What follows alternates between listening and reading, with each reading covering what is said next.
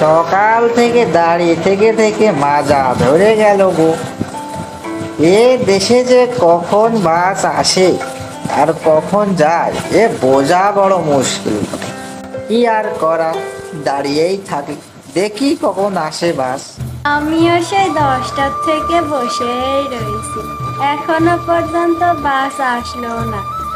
মশাই, আপনি কোথায় যাবেন? আমি যাব সে চুয়াডাঙ্গা জেলার দর্শনা থানাতে। ওখানে আমার সে পিসির বাড়ি। সে আবার অনেকদিন যাওয়া হয়নি তো, রাস্তাঘাট কিরকম আছে বাপু তা তো আমি চিনি না। কি যে করবানে এখন, দেখা যাক কখন আসে বাস। আমিও যাব দর্শনাতে, চলেন তাহলে একসাথেই যাই। ও আচ্ছা আচ্ছা, চলেন তাহলে একসাথেই যাই। যাক, অবশেষে তাহলে বাসায় পৌঁছালো, বেশ ভালো লাগছে। এসেছিস সমীর? তাহলে এত দেরি হলো কেন রে তোর বাছা? রাস্তায় কোনো অসুবিধা হয়নি তো?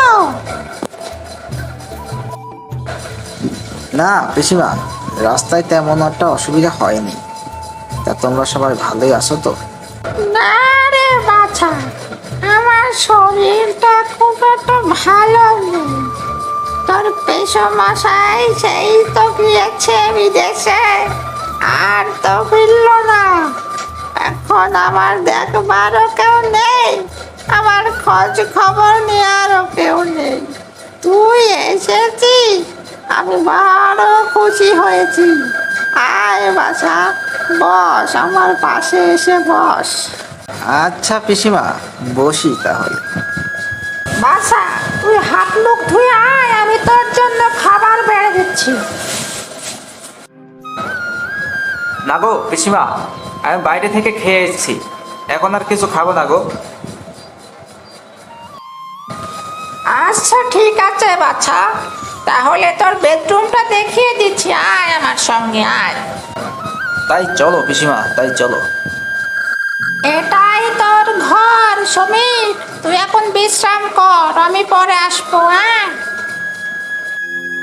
আচ্ছা ঠিক আছে পিসিমা, আচ্ছা।